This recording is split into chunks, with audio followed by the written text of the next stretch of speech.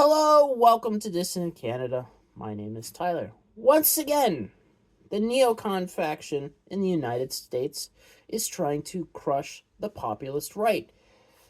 In the lead up to the 2026 not by-elections, what are they called? Midterms for the United States. They're going after Tucker Carlson.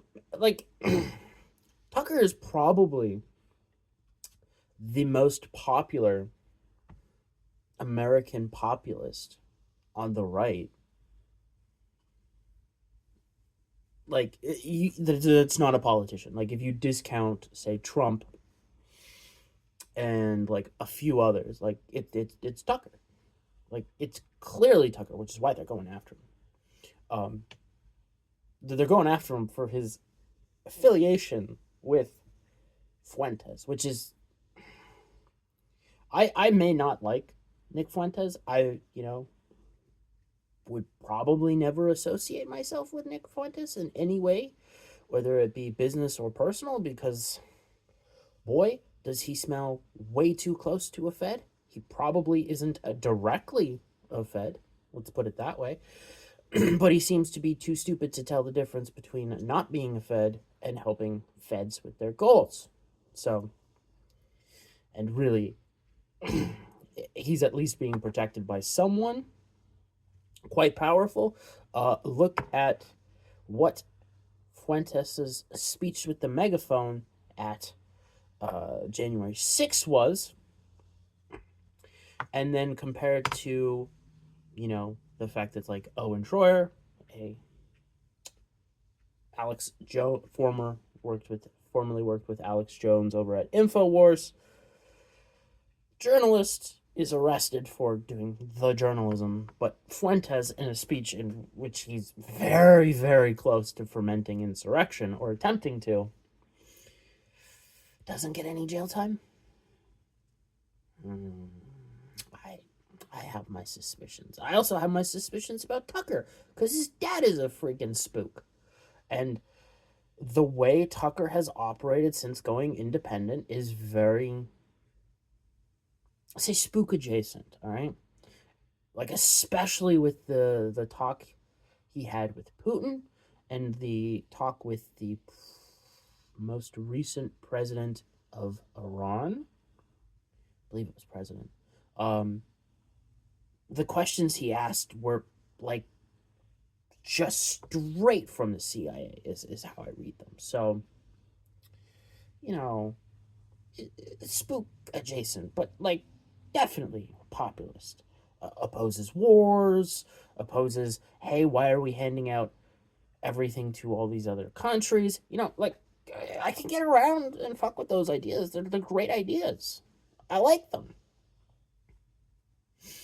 The man's not perfect, but like going after him because Tucker's like, hey, we've got problems at home. Maybe we shouldn't be doing what the Israelis say when it comes to, hey, let's like try and wipe Iran off the map. Let's not foment all these wars. Hey, what's going on in, the parts of what would be considered Palestine if there was a Palestinian state? Maybe not the greatest of things. The bombing of a Christian church, the killing of a Al Jazeera journalist, where can't really trust the slim proof that the Israelis gave, because that's coming from Netanyahu, and the man's been lying about everything for a very long time. So now this is really important, not just to America and their upcoming midterms, which is very important for the President of the United States, because if he loses in the midterms, he's a lame dick president. But let's be real. It will be a complete Trump 1.0, but 2.0. It'll be Trump 1.0 redo. Redux. Let's go with Redux. It sounds better. Yeah, and that has wide-reaching implications everywhere, which is why I really think This isn't specifically, say, the Israeli lobby backing this. I mean, they probably are. Okay, let's be real. But the real power brokers behind the scenes are trying to push away the my age and younger MAGA, who were, basically MAGA from the beginning. Not saying that I was. I looked at Trump's immediate uh, attempt to be president as this is a business move. This makes complete sense as a business move for Trump. He gets to be, hey, I actually went through and tried to run for president. I lost, but hey, now I can get to charge more for speaking events and so on and so forth. Or sell something else. Like that's, that happens in America. And that's what I thought of Trump at first, but he turned me around. Pretty good. Anyways, it's really to foment war, drive young MAGA away from any attempt that Trump could have of winning those midterms, which would then he becomes the lame duck president.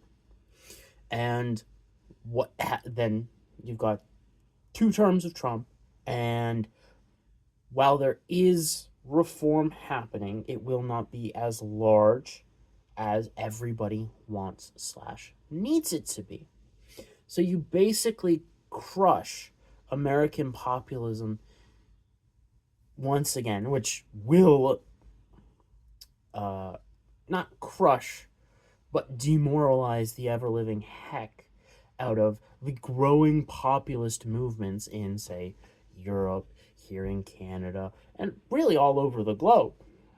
I don't know too much about specifically what's going on in African politics to say Africa, but like you can see populism on the rise in Central and South America, in parts of Asia. However much do you like or dislike, say, someone like Modi? He is relatively populist in nature. Very much, I would consider him an Indian populist or even a proto-populist. The new prime minister of Japan could potentially be a populist.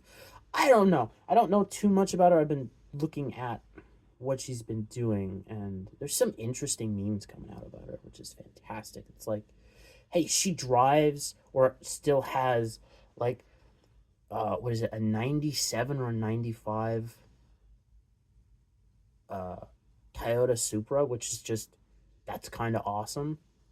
Like it's her, she originally purchased it and she's had it for all that time. That's kind of cool. But back on track. Like, this is clearly about separating MAGA off from a Republican Party, because the old power block of the Republican Party wants to maintain control, because MAGA is subverting and is taking control of that party, at least when it comes to the voter base. MAGA really hasn't taken over, say, the party apparatus itself, and you can see that with in the past election and elections going forward, who's running in as a Republican. Some of these races are very old Republican Party and not America First. I think in, was it California? I forget what congressional district it was, but David Gilio was trying to win the primary. Very much MAGA First, America First, MAGA personality, and would have likely won that seat in California, by the way. Because he would have run just a couple of points behind Trump, whereas the guy who did run ran well behind that and lost. Like, in the parts that he really needed to win, he was like 10 points behind or something like that. It's like the old Republican Party, should they win this fracturing attempt, will never win another election. Like, I don't think, like, if you look at the two elections that are, for me, going to be happening this week, um, the standard Republican candidate isn't going to win, and the MAGA Republican, I believe, I think that's in Virginia, possibly could have won if Trump would have stepped up beside and said, "Hey, this is my candidate.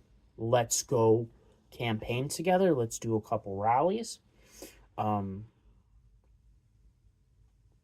but like they just weren't going to do that. It's the same thing with New York. Had Trump gotten behind months ago, not Cuomo. Cuomo doesn't have a chance in hell of winning because he killed all the grandmas and grandpas, and the New Yorkers are very pissed about that still. Also, he's got is he the one with the nipple rings, and the weird New York judge is the one with the nipple clamps, right? It's one of the two that he had. No. MAGA ain't fucking with that. Nuh-uh, not with that creepy weirdo. Um, but the Silwa guy, he could have had a chance of beating Mendami if he would have had backing. But you know, we're just gonna not fight over cities that would be hard to win. Like, don't get me wrong, winning New York would be freaking hard. But a right wing populist with the backing of Trump has a chance of doing it, or at least mitigating the damage that Mendami would do, at the very least. Because like if Mendami wins pretty big by, let's say, a decent margin, say 10 or so, that's a signal to the Democrat apparatus to be like, oh, let's go all in on like the crazies of the party, like AOC, or because they'll probably use the words of, say, or the temperament of Bernie prior to him completely bending over and capitulating to the Democratic Party. But probably not work too well. Anyways, like, what's going on? This is probably, if you look at who's funding this, it's all about it. Like, I really wouldn't say this is about Israel. Like, again, I would say yes, Israel is probably involved. The lobby is there. They're lobbying. But the ones probably behind it are the old money of the Republican Party, and likely, okay, you will, because the Dems are really good at this, using their donors to push for this type of civil war inside of MAGA so that they can win. Because, again, you turn Trump into a lame duck and you add in the fact that we are going to have, like, the economy is going to continue to tank, and like Trump's ideas are not about mitigating that, because this what's going on in the back end of the financial system and monetary system was baked in well before Trump left office from his first term. So whatever he does, it's too late to mitigate the damage that is done, and you just have to now pay the price. It's all about the bounce back.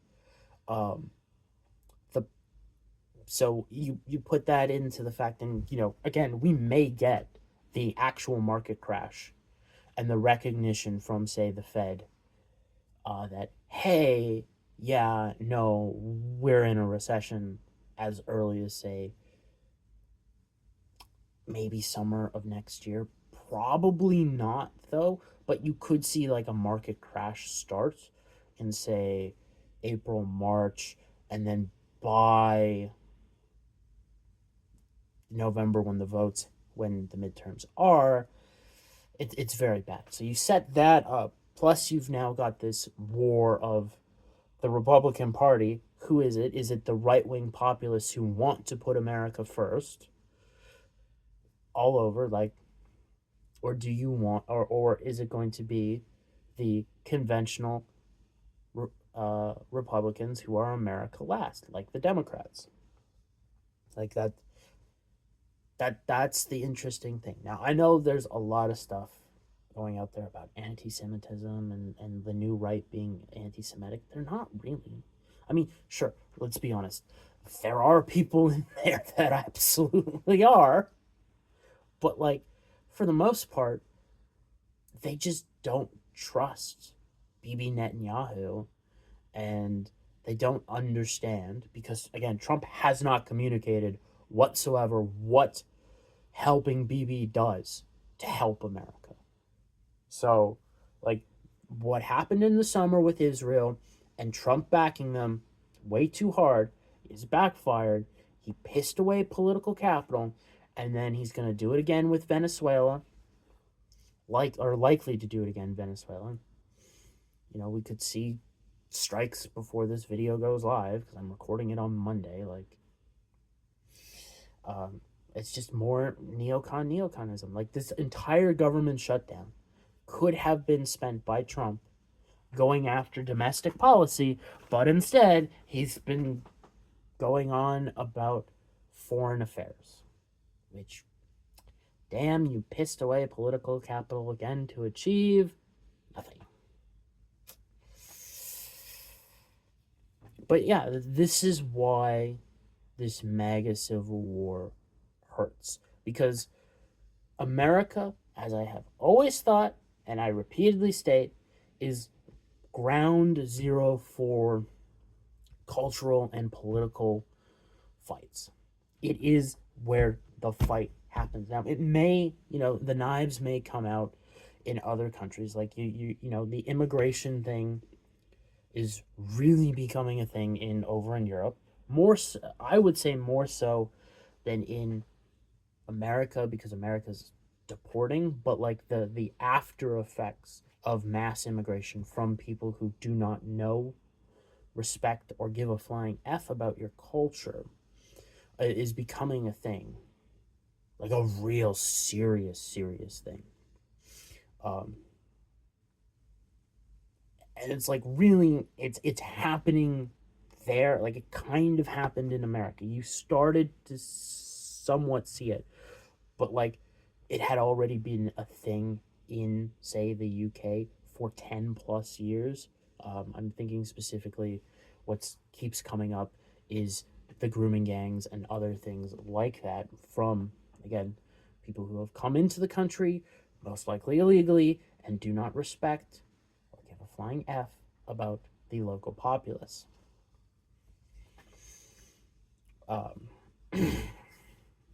Yeah, so, like, you have to win the fight in America to populate it everywhere else, because America is the cultural juggernaut. Like, people try to explain this, and I think they do a really bad job. But, like, you have to think, before the Iranian Revolution, Iran was trending towards Americanism. Very much so. And so was lots of parts of the Middle East, and really around the world.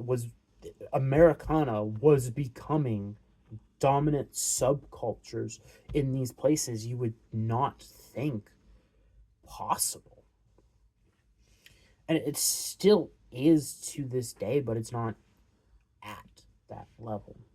Like you think about politics, the left, right. We think about it in terms of American politics. So this fight that's happening in America on the right is extremely important, because it could have lasting negative effects for every other, at the very least, Western country. Like, if Trump's populist ideas fall through yet again, it may be another 20, 40 years before populism comes back in a strong way from political operatives or political actors. Populism's always been there, especially in America, when you're talking about the voter, the people. And I would assume that right-wing populism in general has been very popular with the people that may not understand, exactly what right-wing populism is, but when you start, giving them examples of it, of policy positions, they would be very much in favor of it. Hey, we're only going to help out other countries where it benefits us directly. And, we have to explain that to the people. Otherwise, you get, say, ranchers, farmers in general being extremely pissed over the second or third